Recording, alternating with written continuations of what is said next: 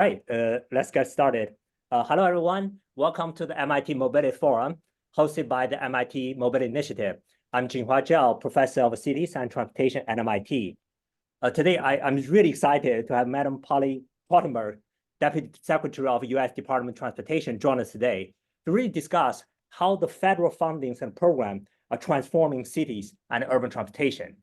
The Bipartisan Infrastructure Law, the Inflation Reduction Act, IRA, along with the CHIPS and Science Act together are promising a once-in-generation opportunity to really transform the country to infrastructure, tackle climate change, and address social equity. So today's forum will focus how do these federal programs play out at the city level? How are cities leveraging those federal resources and investment to improve the transportation connectivity and the quality of life? Polly Trottenberg is a really unique position to answer these questions with a substantial experience working both at the federal and the municipal level. So really, thank you, Polly, for joining us today. So before I formally introduce Madam Secretary, I do want to do a little bit warm-up exercise.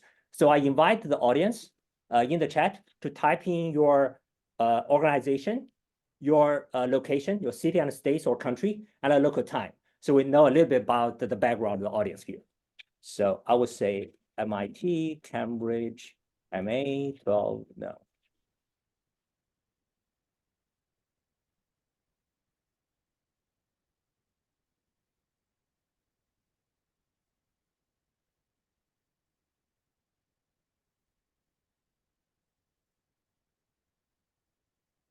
Great, yeah, thank you. Please keep adding to that, yes.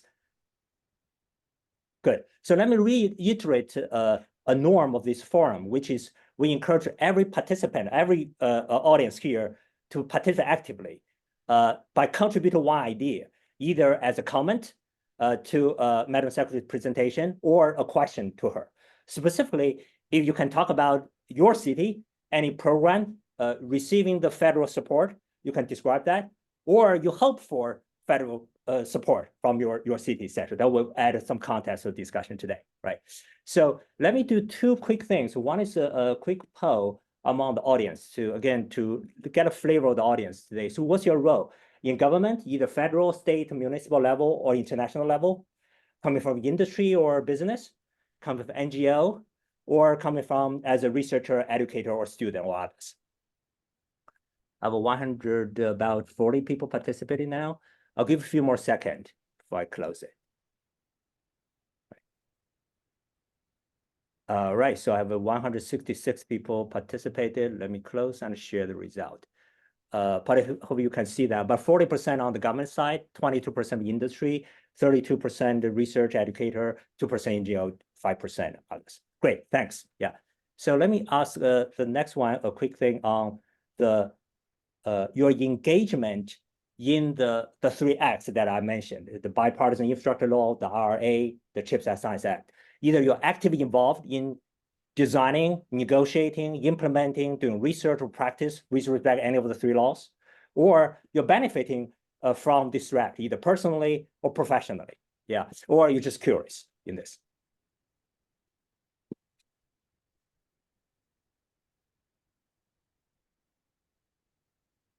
Belong, will people be able to see the? I think you need to relaunch the poll. I need to relaunch it. Oh, yeah. Okay. Let me go back to that. Let me. Second. All right.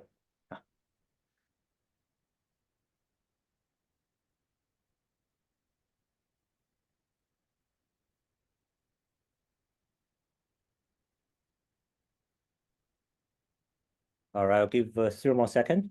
About 150 people participated. Okay, we'll close the poll now. Sharing about 38% actually actively involved in the three laws.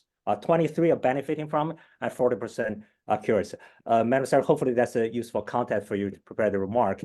So let me introduce Polly Trottenberg is the Deputy Secretary of the United States Department of Transportation. He helped lead the agency's implementation of the landmark Bipartisan Infrastructure Law, which created over 40 new programs to invest in all modes of transportation. He also lead the agency's effort on road safety, technology, and cybersecurity. Yeah. On the other side, as I mentioned, Trottenberg served as New York City's transportation commissioner for several years, where she ran a 5,800-person agency responsible for the safe, efficient, and equitable operation of New York City transportation network.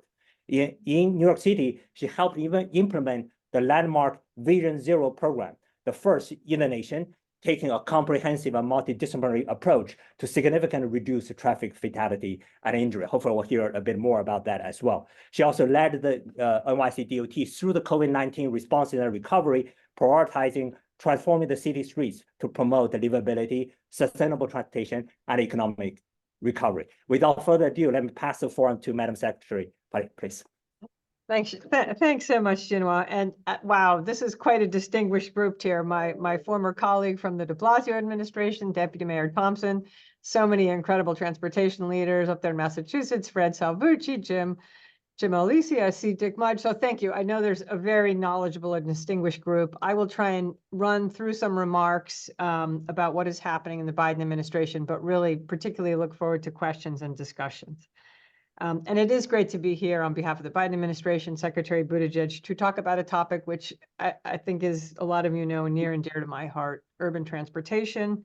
And I do think you picked the word evolution. I picked it too. I think there is an evolution underway now. It's been a slow burning evolution, now picking up speed about how the federal government works with and supports cities. And I think, as Jinhua mentioned, I bring the perspective of being a former transportation commissioner at the city level, a longtime US DOT official, a staffer for many years on Capitol Hill, and a staffer on Beacon Hill too, for the Bostonians in the room. Oh. And look, I am very proud to be part of an administration that has been able to get some pretty transformational bipartisan legislation passed. And as we all know, what is a challenging political climate? Obviously, particularly the Bipartisan Infrastructure Law, the Inflation Reduction Act, the CHIPS Act. Those first two bills have brought to US DOT almost $700 billion in resources over a 5-year period, created dozens of new programs, and helped us shape a bunch of new policies that I do think are pretty transformational on the US landscape. I'll start with funding for transit and rail. I know we have a lot of folks on this call who care deeply about that. Over $120 billion over 5 years. The funding we have for Amtrak and passenger rail is more than Amtrak had seen in its entire existence prior to this time.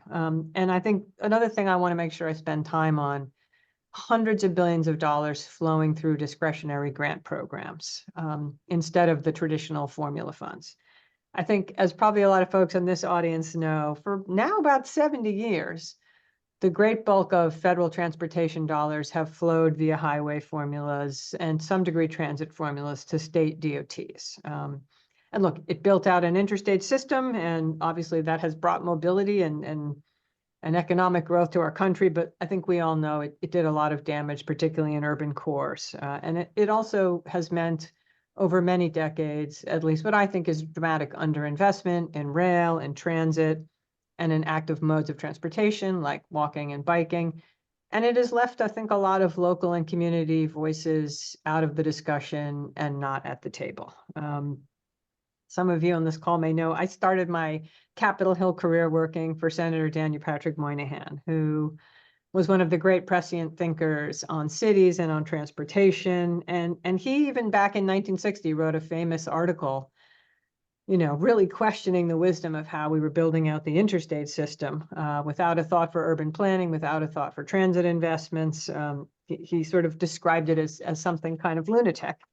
And when he had his chance, his leadership chance in Congress, he really started, I think, to turn the battleship of American transportation policy with what back in 1991 was called ICE-T, the Intermodal Surface Transportation Efficiency Act, which for the first time really started to emphasize metropolitan planning, focusing on active modes, on how we look at air quality. He also, and I can speak to this in my time with him and with Senator Schumer afterwards, was one of the leaders in what has always been an ongoing battle in Washington on what we're doing to more adequately fund transit and rail. I think another big breakthrough happened in 2009 during the Obama administration with the creation of what was then known as the TIGER program within the American Investment and Recovery Act. TIGER was Transportation Investment Generating Economic Recovery. It was a program that was designed to help put Americans to work, but I think more importantly, it was designed as a multimodal competitive grant program. It was really one of the first of its kind to do that. And it was very fun for me. I was Assistant Secretary for Transportation Policy back then at USDOT. And we got to design this program from scratch. And traditionally, the way it would work in DOT, if they were highway projects, Federal Highway Administration would look at them. If they were transit, Federal Transit Administration would look at them. And you know, just as we had always craved for cities to have the ability to say, well, if you gave me $1 billion, what would I spend it on? I might spend some of it on roads, but I might want to spend it on transit or other things. But the way our formula funds, cities generally didn't have that opportunity. So we created a program where the different modes competed against each other. It was the first time I think it had really been done at the federal level. You know, where you said, well, we have this money to give away. What is the best project for Boston, for Philly, for Houston? And I have to say, we really started down the road of one, having internally a department that thought about things in a more intermodal way, because traditionally we're pretty stovepiped. We also started to fund some really creative and exciting and transformational projects. And I'm happy to say, I think that sort of set the template for what was to come in the Bipartisan Infrastructure Law, where in the Recovery Act, we had scant billions. In the Bipartisan Infrastructure Law, obviously 660 billion, and a couple $100 billion of that for discretionary grant programs like MEGA, Reconnecting Communities, Safe Streets for All, you know, with a real focus on equity, on sustainability, on community participation, on job creation. And for the first time, a lot of dollars now flowing directly to cities, you know, and I'll start with a safety one. You mentioned my time as commissioner, and in New York City being the first US city to really embrace in a big way Vision Zero. One of the programs that we have been able to get in the Bipartisan Infrastructure Law is called Safe Streets and Roads for All. And it is a program where states are not even eligible applicants. The dollars can only flow to communities so that they can come to us with the best safety solutions. It has, I have to say, unleashed a torrent of creative ideas. We have $5 billion in funding. We've already given away almost $2 billion. We have funded projects in 1,000 communities all over the country. And we've particularly with this program tried to make it nimble. You know, tried to encourage, as we would often do in New York and a lot of cities do, those types of projects where you're just using paint and quick materials so that you can get that safety project operational and on the ground and perhaps build on it over time. And so we are now, I think, seeding projects like that all over the country. Of course, in a lot of the traditional big cities, but a lot of smaller communities now, because we've made it a nimble program, are trying their hand on it. Tribal communities, where, by the way, we see the highest rates of roadway fatalities. On the equity front, and again, this is a group that understands the historical, you know, wrongs that our transportation system has sometimes perpetrated. It has been a big focus of the Biden administration. A focus on ensuring that our transportation system is equitable, that it serves all communities. And, you know, we've now come to use the number, and look, you know, some of you here, Fred, the expert in Boston, I think the number is now put at about potentially 1.5 million Americans displaced during the era of the interstate highway system and urban renewal. And look, this group knows oftentimes largely communities of color and low-income communities that didn't always have the political seat at the table. I think probably most people on this call have read The Power Broker. For the few students that might not have, you definitely should. You know, one of the most famous chapters in the book is where he details the building of the Cross Bronx Expressway and really the generational damage that occurred in the South Bronx. One of our Reconnecting Communities grants now is to start to fund the work in New York City to reimagine what can happen in that corridor. To think about how we can reknit the community. Someone's putting it in the chat. Build bike lanes, address the environmental justice harms. We are doing that in communities all over the country. I was just in Columbus, Ohio, where we announced an incredible project there on West Broad Street. You know, we took a bus trip along this roadway, stretches through vast parts of the city where it is a real dividing line between, you know, communities that were one time connected and vibrant, and this will bring them back together. And obviously, I know just before we got on this call, Fred Salvucci was talking about an important one we're doing in the Boston area, the Alston I-90 project. Again, a neighborhood probably a lot of the MITers, at least on this call, are very familiar with. It's going to be a transformational project working closely with the state and local community to remake a neighborhood, another one that has just felt, I think, disproportionate impacts of transportation infrastructure. We're going to create a new multimodal train station, bike ped connections, recover land for beautiful community development and parks and recreation along the Charles River. It's a project we are thrilled to partner with. So we are doing projects like that all over the country, in cities large and small. Secretary was just announcing one in Birmingham, Alabama. We're doing a real signature project to reknit a neighborhood in Portland, Oregon. These are going to be transformational projects, and projects that prior to the Bipartisan Infrastructure Law, except for very special heroic efforts like what happened, in Boston, have been very hard to make happen with federal dollars. Just take a minute on a couple other programs that I think are particularly important at the local level, and then jump to questions. Bipartisan Infrastructure Law also provided us with $7.5 billion to build out an EV charging network. And look, there's been a lot of press about this topic. We are making more progress perhaps than the news reports would lead you to believe. The first $5 billion of that is going to make sure that we have a robust level 3 charging network on the interstate system. But $2.5 billion we're allocating with discretionary funds to something called the Community Fueling and Infrastructure Charging Program. Again, another opportunity to work particularly with local communities. We've done the first round of those grants. I got to announce ones we were doing in Baltimore, Maryland, and we're putting up 7,500 new EV chargers, and over 70% of those are going to be in disadvantaged communities, a place where we really want to make sure the benefits of this technology and this, obviously this environmental justice project will be felt. I could go on a lot about all the investments. I'll just highlight again, as we mentioned, the largest investment we've had in what's called capital investment grants used to be called New Starts, again, building out capacity and resiliency in urban transit systems. $7.2 billion for transportation alternative works, which is, I think a lot of us know, a program that particularly focuses on active modes of transportation. So, taking some programs that have existed, creating some new ones, but putting the kind of dollars through them that I think, as we were discussing in the case of Boston, bring state and locals to the table in really creative and impactful ways. So on top of all that, we have stood up something that has long been needed. If you're going to work with these local communities, particularly small communities, tribal communities, low resource communities, we have stood up an extraordinarily robust technical assistance and capacity building program, and brought in, I have to say, some of the top experts in the field. We have, I think, stood up an extraordinary group of people that are traveling the country, doing webinars, you name it, and providing that really hands-on technical assistance.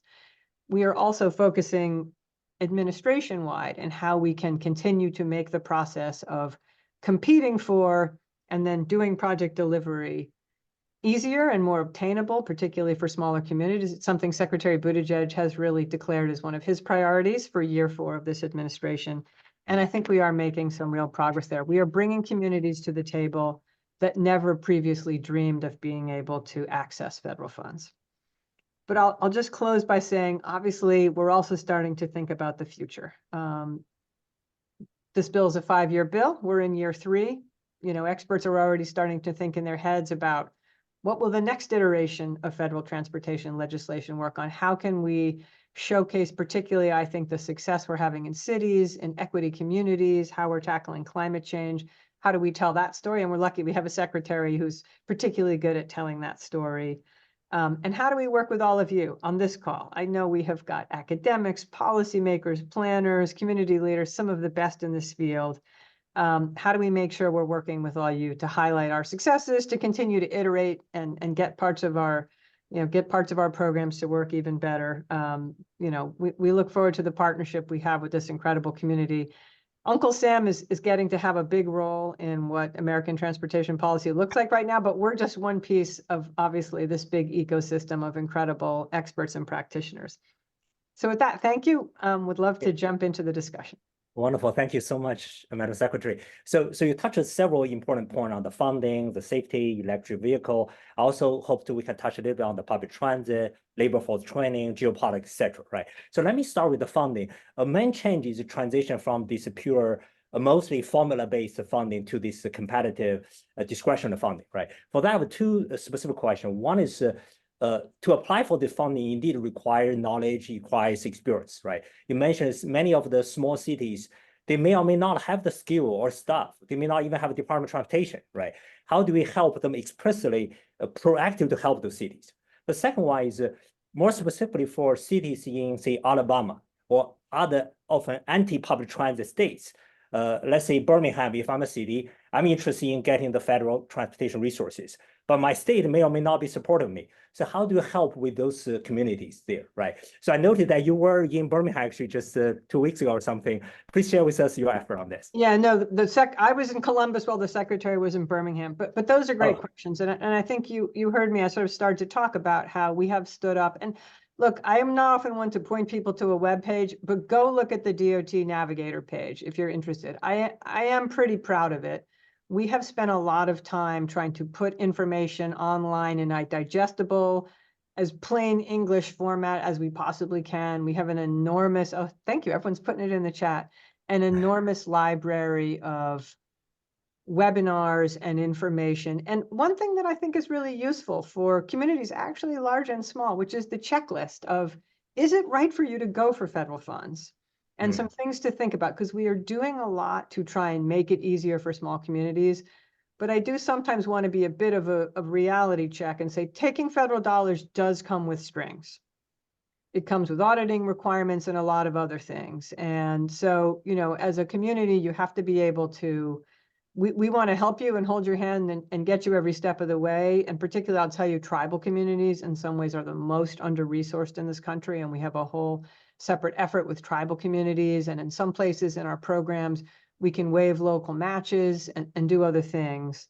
So we are working hard on that front. And, you know, I would say we have a team of experts, some of whom very much come from the local level in government, who really have walked that walk. I've been in local level, although admittedly at a large scale. Our secretary himself, a mayor of a sort of a mid-sized city, South Bend. So there is a lot of appreciation. And look, I would say this, we want to help small communities. When I was New York City DOT commissioner, we didn't always find it easier to work with the feds either. So I definitely bring, I think, that constant perspective to challenge us on how we can make it easier for everybody, while again, injecting some realism about what it means to take federal dollars. We are also, just for the record, urging our colleagues at the state level to lend a helping hand to local communities. And that gets to your question, Jinha, about some states are more receptive to that than others. Some have really stepped up. For example, on those Safe Roads and Streets for All, the state of Iowa provided the match for all their local communities to apply for grants. And guess what? It helped them win a lot of grants. Some states are going to be much less reluctant to go that route. We are constantly making it part of our messaging that they should be trying to help their localities, both in terms of technical assistance, sometimes doing the grant management for them, helping to provide match. In states where we're seeing that's not likely to happen, we are particularly going in and doing everything we can to be helpful. But I think it's probably one of the ongoing challenges in a somewhat federated, decentralized transportation system, you know, where as much as we now have a lot of tools at the federal level, the states are still the major players on a lot of what happens. Thank you. Yeah. So second question relates to public transit, right? If you ask what's the biggest social agenda in the country today, was it climate and equity, right? Public transit by its nature contribute to both.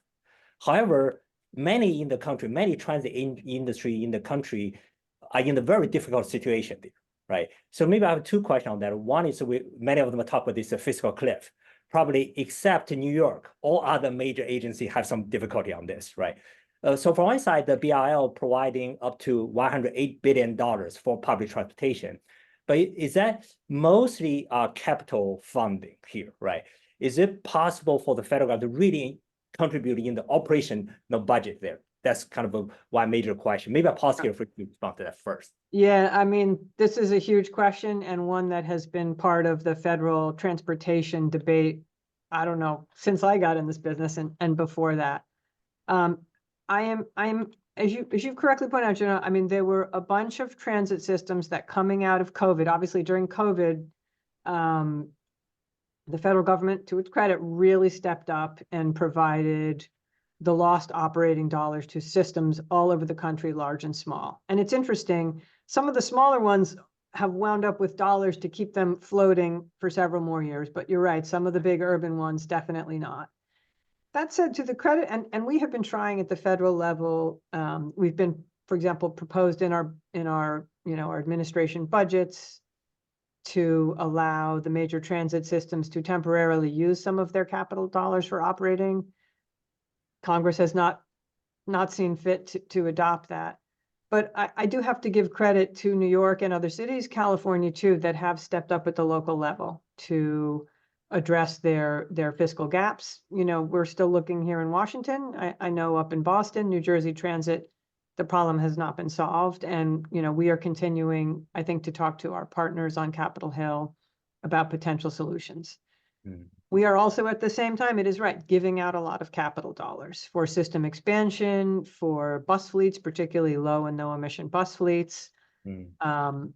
We have not entirely, I think, cracked the code for the large systems of operating. It has traditionally been kind of politically unpopular to start doing that, just because I think there's been an anxiety, at least among some in Congress, that, it will lead to sort of growing amounts of dollars flowing to urban systems. I would put this one in the category of we're still working on it. A lot of recognition that obviously we need our major transit systems to come out of COVID strong. And, a lot of them, believe me, here in Washington, this is a big debate right now. Ridership has not come back to where it was pre-COVID. Well, obviously operating expenses have really grown. I see. Thank you. And then the second question is public transportation contribution to climate change, right? For that, I think there are two distinct contributions. The first one, I would think is the primary order, is the behavior shift from cars to public transit, right? But the second order, which is electrify the transit itself, like moving from diesel to electric bus. But somehow I observed that in the country, we kind of have a less recognition of the first contribution, but pushing really hard on the latter, right? All the agencies are under pressure of, let's electrify all our buses. Of course, we hope both, right? But unfortunately, the transit agency are exactly also facing the fiscal cliff, couldn't find enough drivers. So here, given this budget constraint and also the shortage of electric bus supply, transit agents are putting in this almost impossible position, right?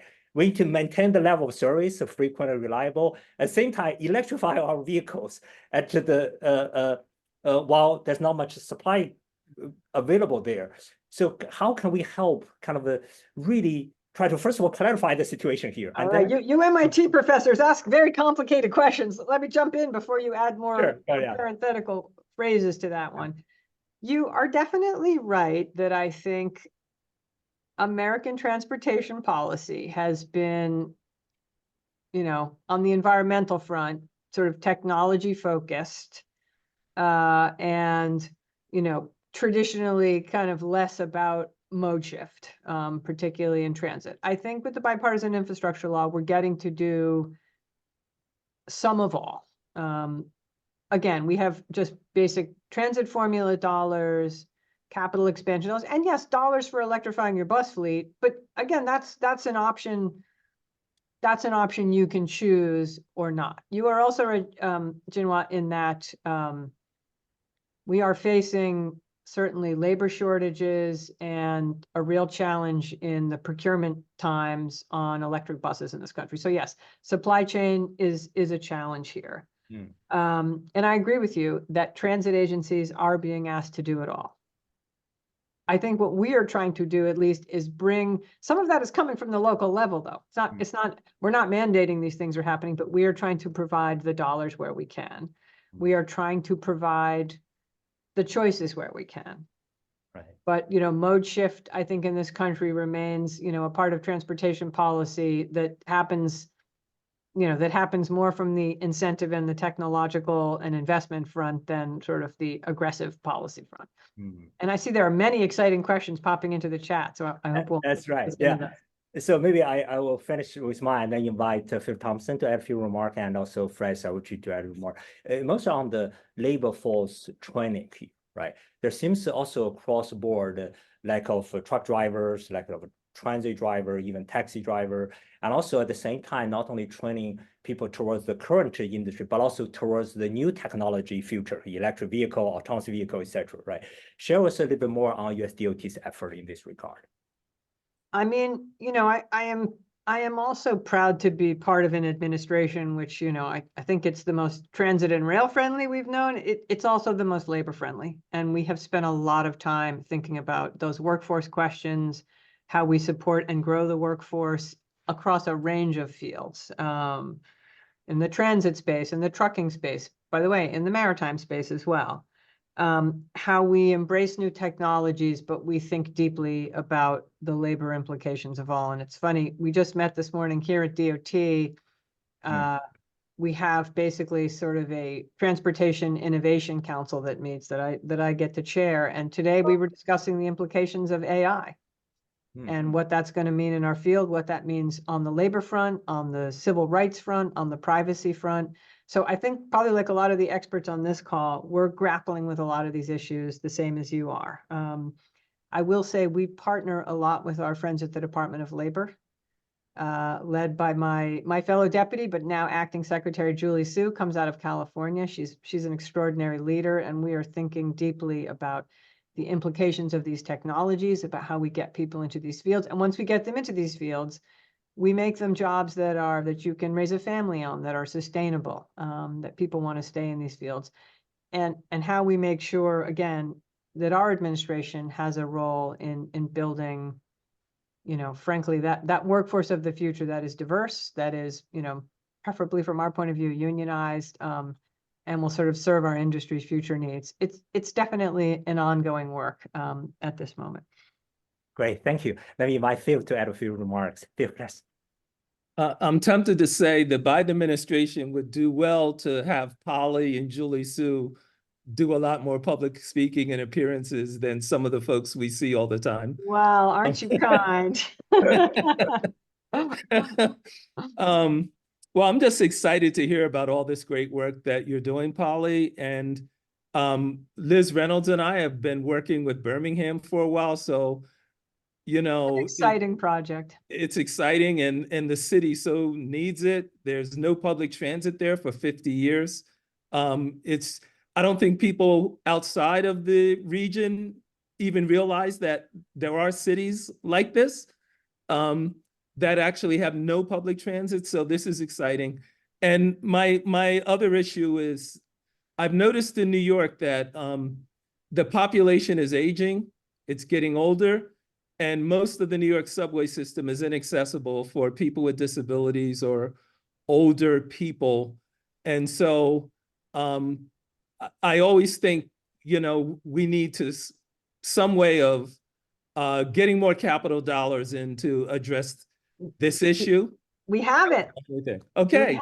We call it ASAP.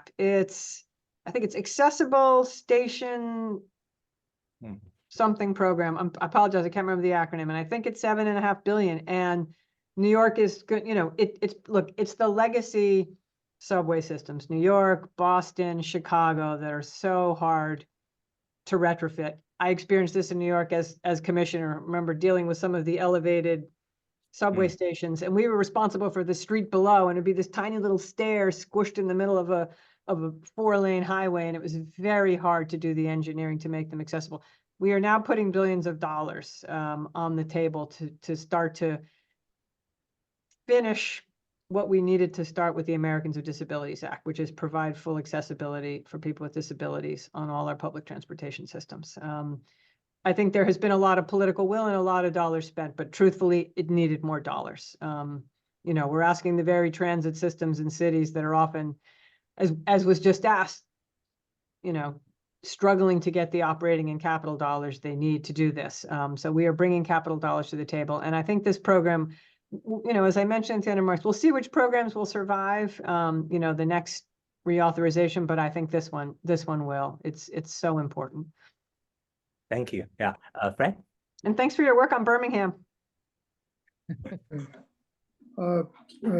Thanks again, Polly, for everything you said and everything you're working on. The Biden administration has really been great.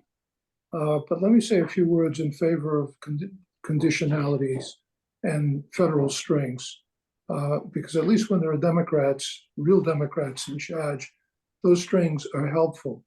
The Alston project is much better than it would have been because of the strings, that if you want this money, you have to improve connectivity. That moved the connectivity issue way up, and it made the state behave much better. It substantially helped the city and the advocacy groups make that project much better than it would have been. There is similarly on the labor front, the Davis-Bacon requirements on construction really help with fair labor practices. If you want the federal money, you have to be fair to labor. There is a gap on the vehicular front. It's ironic that the EV initiative is pumping lots of money to Elon Musk. Not my favorite guy, probably not your favorite guy, anti-labor, anti-union, and the auto companies are moving job. Even if the American jobs go up, they may leave Detroit and go to anti-labor right to work. If there were a parallel Davis-Bacon requirement on getting the vehicle dollars, it could do wonders to strengthen local constituencies and labor on the vehicular front. And I know you're thinking about what comes next. I think there's a lesson to be learned in what you're doing right on the Davis-Bacon front, and how do you extrapolate that onto the vehicle side. I think also, I noticed Noah Berger is in this. They're doing amazing things in the smaller cities like Lawrence and Worcester with the free bus initiative, getting people excited about using public transportation, building up their ridership. But that's all been possible because of the emergency assistance during COVID. So dealing with the fiscal cliff in a way that actually enables a continuation of those kind of pro-rider initiatives would be very important. Now, I realize this is a big country and transit isn't everywhere, but to have a parallel initiative, and going back to your history, the Ice-T initiative that you mentioned, one of the innovations in 1991 was putting maintenance on the table. There were maintenance management requirements, which over time got forgotten and eroded in subsequent administrations. We just had a big reminder of the importance of bridges. Bridges tend to be ignored, especially preventive maintenance with bridges, and how you operate and maintain bridges tends to be ignored because it's hard. It's much easier to repave a street than it is to fix a bridge. So given inadequate staffing, people gravitate to what's easier. If there were an operation and maintenance initiative that would help NOAA run frequent, better service for free or for low fare, but also pump preventive maintenance money to cities and towns as well as states for bridges which are ignored in comparison to the rest of the roadway system, there could be a complementarity that brings in some of the rural and non-urban constituencies to be on board. The Biden administration has just been amazing on doing what was apparently impossible, getting bipartisan support for infrastructure. There's an odd bedfellows combination here, I think. Going back to that Ice-T initiative and doing an operation maintenance, both transit and roadway, could be an opportunity you look at as you're thinking about reauthorization maybe let me- even an early action. Yeah, well, let me just, I want to jump in for right where you said bipartisan, because I want to talk about that for a second. And I want to brag on my president, because he is a real legislator. And the kind of legislation that we've been able to get through Congress, which is, it's a challenging political environment. I'll leave it at that. The infrastructure bill, the Inflation Reduction Act, the CHIPS Act, some other things. So, but bipartisan legislation does mean there was some compromising. And I think, Fred, one of the things you're alluding to is one of the places where there has been a lot of debate, which was, I think, the agreement for some of these dollars to invest in these new energies. Part of that has been to kind of have policies in place that are going to let those dollars be invested all over the country in more union-friendly places and less so. And look, I think that's an area of big discussion. I know it's one the president has spoken a lot about. He feels passionately that these dollars should go for unionized American workers to build these products here in this country. I think it's something we're going to keep working on. It's something we're going to keep talking to Congress about. And, Fred, as you're mentioning the things you'd like to see in the next reauthorization, I want to give just a couple of cautionary tales about, I think, some of the political headwinds we're facing. Some of you may remember that pretty early on in our administration, the Bipartisan Infrastructure Bill, I talked about formula dollars. It did include a lot of formula dollars to go to state DOTs, particularly highway dollars, like $300 billion. We put out a memo, infamously called BABAM. It was the bipartisan, I don't remember what the acronym stood for, where we basically made some policy suggestions about what we thought should guide those formula dollars. Congress, through its authority under the Congressional Review Act, basically kind of overturned us there.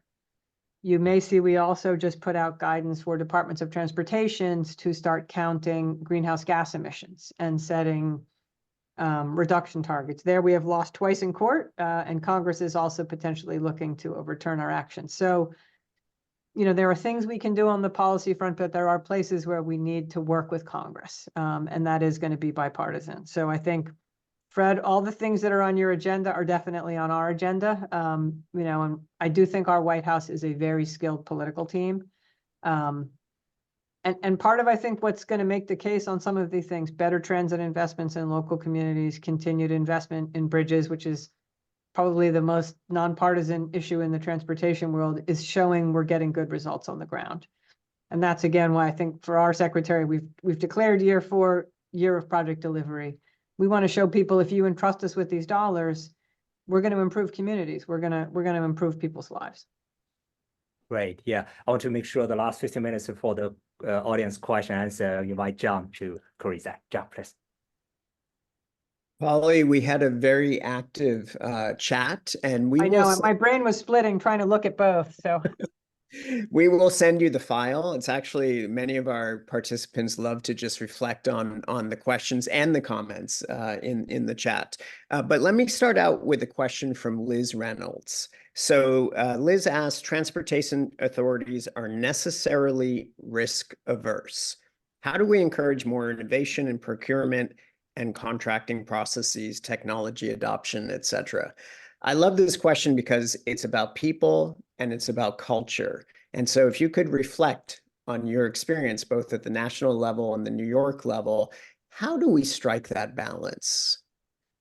It's a great question. And I would say in both places, I've gotten to experience both sides of the equation, which is some of the most talented and creative people with great resources and visionary leadership. And I think the political, and particularly in New York, even more than at the national level, the sort of the litigation landscape, and the reason that brings risk aversion. So just a funny aside, when I went for my background check to potentially be nominated to be deputy secretary, you fill out a big disclosure form. Some of you may have done some version of this. I had 43 lawsuits I had to detail. Phil will laugh about this from his time in City Hall. They told me I was like, I broke the record. I don't mean it to sound self-pitying. And these were all in my professional capacity. They were not of a personal nature, but just, New York is a place, and we see this a lot in our, not just in New York, but around the country. New York is especially litigious, where the legal landscape I think, has done a lot to curtail some of the creative things we might want to do in transportation. When I was trying to do the 14th Street busway, there were multiple lawsuits and temporary restraining orders. And Phil will laugh at this. One day I'm literally down there in the meatpacking district at a podium announcing it's about to open when my staff runs over to tell me that there's been another temporary restraining order. And I'm forced to eat my words in real time with the reporters all standing there. At the federal level, it's maybe less about lawsuits, but we do have a pretty extraordinary oversight system here. A lot of congressional oversight, the General Accounting Office, every agency has its own IG. So, and I'm not saying we of course want robust oversight. Every well-functioning agency should, but I don't know that we've always gotten the right balance there. Going back to that leadership piece, though, this is where leadership matters. This is where, if you know you're going to get a lawsuit or a tough congressional hearing or whatever it is, your leaders are ready to step up and own the decision, to own the aftermath. You know, to be fair, in this federal context, for federal, you know, for the federal career ranks, administrations do come and go.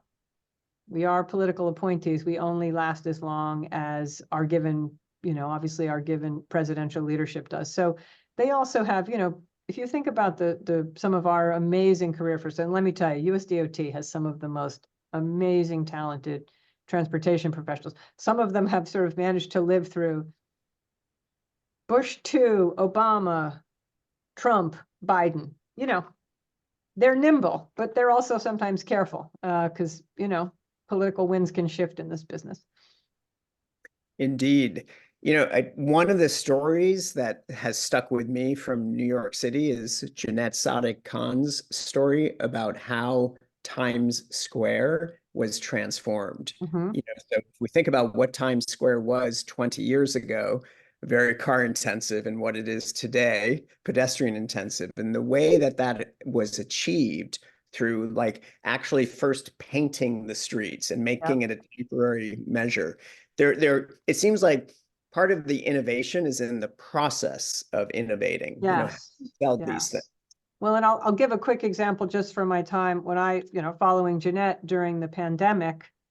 You know, you all may remember this, of course, the restaurants all immediately were just going out of business and they were desperate. And, you know, New York City had this extraordinarily cumbersome, complex process if you wanted to do a sidewalk cafe or, God forbid, dining on the street. And now Phil went through community boards and zoning overlays, and you had to hire an architect, and it had the perverse effect, particularly of weirdly, the zoning overlays were harder in a lot of like immigrant neighborhoods. Nightmare, Phil says in the chat. And when the pandemic came, we just decided, I like to joke, it was probably the scariest and stupidest decision I ever made and the most popular. We just decided to throw it all out. To the credit of the mayor, to take a big step and just say, basically, you can have the sidewalks and the streetscape in front of your restaurant. It was, we set up a website. We thought we'd get a couple thousand. We had like 8,000 restaurants come to us within a few days. Under normal circumstances, that would have taken 10 years to get there. But, you know, and I had some very scary nights, including people just went and set up hodgepodgey restaurants and streets, even though we'd given them a detailed set of instructions about how to do it. You know, it happened in a quicker and more haphazard way than we anticipated, but it was a big breakthrough. And look, cities all over the country did it, but in New York, I think it was a particularly big breakthrough because we made it particularly hard to do before the pandemic. So yeah, I mean, those moments can bring creativity. And look, again, we had a mayor, and I'll put myself in this category too, and other leaders who took the plunge, not entirely knowing how it was going to work out in the end. Yeah, no, that's a great example.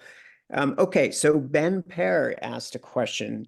He said the United States bike and pedestrian death rates are around 10 times worse than in the best countries and getting worse. Why do you think that is? Bigger and bigger SUVs, distracted driving. What can you talk about the solutions and the paths moving forward? Yeah, and thank you for that question. It is a topic that I care deeply about and have felt, you know, sometimes the heartened by some of the progress we've made, and then so saddened by some of the progress that we haven't made. You know, at the national level, I think a lot of you know this, we were, you know, starting to see roadway fatality rates really level off at an unacceptably high level, you know, over 40,000, you know, which look in other countries, they can't even begin to imagine how we tolerate this level of death on our roadways. COVID came and those numbers really went up. And look, I know there's probably a lot of brilliant researchers on this call that have tried to ponder explaining some of it. You know, I think behaviors became a lot worse during the pandemic. Speeding clearly went way up. There has been a rise in larger vehicles, but it's interesting. The phenomenon is complicated. As vehicles have gotten larger, the safety technology around them has also gotten better, with cameras all around them. So I have to say our experts at NHTSA have spent a lot of time, because I'm a big believer coming from the urban context that larger vehicles are a real factor here. But I think at the engineering and scientific level, we're still working through the truth of that while continuing to push, you know, a lot of improved safety technologies in vehicles, particularly automatic emergency braking, which will have the possibility of saving over 300 lives per year. You know, we have a whole national roadway safety strategy. By the way, this administration, we are the first one to basically declare Vision Zero as a national goal. So we are looking at technologies. We are, of course, investing a lot in roadway designs. I saw something in the chat about speeds, looking at all the ways that we can do speed management. We have put out, you know, guidance on best practices for using speed cameras, which we made a lot of use of in New York, and they can be a great safety tool. They have to be deployed equitably. You have to think very deeply about how to deploy them. Focusing on also, you know, something I'll admit I didn't think enough about in New York, which is post-crash care. And particularly, this is a big issue in rural and tribal areas. You know, that extra half an hour of getting someone to a well-equipped trauma facility can make the difference between life or death. So tackling a lot of fronts. Disheartening to see the cyclist and pedestrian numbers go up. You know, and again, we're particularly doubling down on roadway design projects, on promoting complete streets, on doing everything we can with dollars and policies to try and get at that. For what it's worth, do you imagine that in, say, 2 decades, we would actually have speed limiting devices on vehicles? Like, I'm really thinking. Yeah. So if you want to ponder where we are on that, we have proposed a rulemaking to activate. They're already on many trucks, but to activate them, so it's not even adding a new technology, it's just activating the one they have. You can go to the docket and see the comments online. There are thousands and thousands of them. Imagine. You know, this is, I mean, it's interesting. We're sort of fighting this battle on motorcycle helmets too. Motorcycle helmet usage is going down. And we are seeing a rise in motorcycle fatalities. It's very heartbreaking. And it's just, you know, I think this is just very much where different parts of the country, people's sense of autonomy and independence and things that are sort of cultural values in our country come up against some of these, you know, kind of proven safety measures. But if you want a flavor of the debate, go check out our docket on looking at speed limiters for truck fleets. Okay, I want to get one more question in from Alexis Zubro. So you opened by talking about all the amazing dollars that are finally flowing into transportation here in the United States. So the question is, what is DOT doing to help make post-award most successful?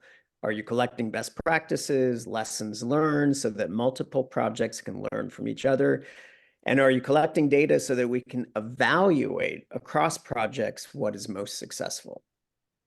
Yes, and yes, and yes. We are trying to do all of those things. And again, I think, as I said, with our capacity building and technical assistance, we're not just trying to help you get the money. We're then trying to help you deliver the project. And I will say, we are trying to also enlist state DOTs to help us in that. I don't know that we have the bandwidth to help every locality soup to nuts in project delivery. We do think states have a role to play there. And again, particularly, there are a lot of states that want to step up and help localities, some maybe less so. And I think to the extent that we can focus our energies on the places where it's less so, our energies will go further. We are, and again, if I sort of see it going in the chat, I think we are also trying to engage in a lot of transparency, hopefully a lot of community of practice learning. We are putting a lot of our data online. We are really starting to put, I think in a way we never have before, tracking where all our projects are in the process, trying to keep on top of that. Again, it's something our secretary is very focused on. And, you know, we're already learning a bunch of lessons. Couple lessons we've even learned far. When I travel around the country, you know, people want tips. How do we successfully compete for dollars? The first thing I say, it's an old cliche. I think it was Abe Lincoln, but I'm not sure. Measure twice, cut once. One of the biggest things that knocks projects out of the running is you come to us before you're ready.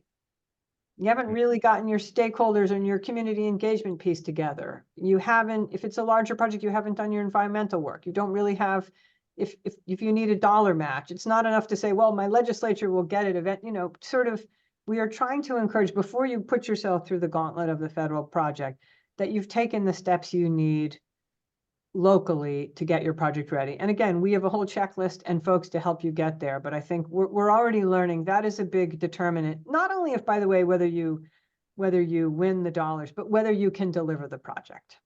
If you still have a lot of work to do on the environmental front, if you really haven't achieved community consensus, then even after we give you the dollars, a lot of the folks on this call know, you know, these projects can drag on for years. So more work up front, the right kind of work, the right political work and community engagement work, the right environmental work, the right lining up dollars as needed and having the systems in place to manage federal dollars.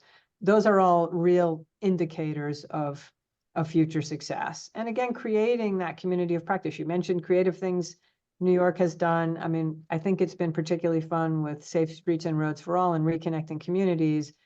We are bringing those communities together on a regular basis. Actually, the secretary and I will be in Atlanta next week to bring a bunch of the Reconnecting Communities together, to share best practices, to talk about how we deliver these projects.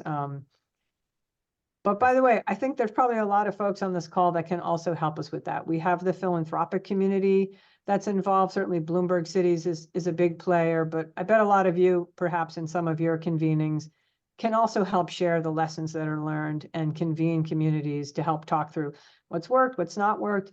And look, we at USDOT, we remain humble too. We always want to hear how we can do things better. Believe me, I always encourage states and localities, and they're not shy of telling us, like, it takes too long to sign grant agreements. You're making us jump through too many hoops, you know. So we try and take that feedback and obviously do the best we can to listen to the things that we can do to help ensure that, again, we get these dollars out the door and we get some fantastic projects up and running. Great. I hate myself to interrupt such an interesting conversation here. There's many questions in the chat, etc. So Polly will compile these comments and the question and pass to you offline so that you can take a look. I will just, I didn't get to see them all. I just saw one that, if it's okay, I'll take 1 second on, and it's just because it's the one that caught my eye about the Joint Office of Transportation and Energy. Because I think this is something this audience would be interested in. We've never done this before. When I was at DOT during the Obama administration, we had the Partnership for Sustainable Communities. We did a lot of work with HUD, of course, and EPA. We didn't have that much to do with the Department of Energy. Fast forward to the Biden administration, where decarbonizing the transportation sector is an enormous priority. And look, mode shifting is a big part of that, but it is also true. We are investing in electrifying, you know, a bunch of different parts of the transportation sector. And obviously the EV charging program is one of the biggest. And so we've created this joint office between our two agencies, very different cultures. Department of Energy, a lot of you know, with their national labs, extraordinary repository of brilliant scientists and engineers. They are much closer, frankly, to the private sector innovation side of the house, and then obviously to the energy sort of generating and transmission side of the house. DOT, we are much more of a state and local agency. We know the governors, we know the mayors, we know the local DOTs and the transit agencies. We're in touch with parts of the transportation industry. Obviously, we run parts of the aviation system, the maritime and rail system. So we bring in some ways really, I think, meeting different parts of the country where they are.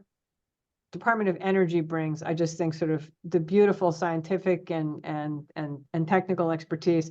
So working together on building out the EV charging network has been fascinating, because we sometimes bring the practical considerations. The Department of Energy, I think, often is pushing us to be creative and innovative. Not that we're not as a general rule, but just together, we really, I think, have created an extraordinary organization run by Gabe Klein, who some of you may know, who was a city transportation commissioner here in DC and in Chicago, and has been a real technology entrepreneur too, and is bringing those two sides of the house together. Lots of learnings happening. You know, we're making, yep, Gabe makes it happen, someone says. I think we're learning as we go, standing up a whole new program like this, which is very much out of the traditional wheelhouse, honestly, of either agency, has proven kind of a fascinating journey that we're in the middle of. But you know, stay tuned. I think as this year rolls out, you will see a lot more progress from us on chargers in the ground, and particularly, I think we'll be excited to see that happen at the local level. Wow, this is brilliant. Thank you so much, Polly. Everybody, please join me thank the Madam Secretary for the presentation and the conversation. Thank you all. It's Great really- to see you all.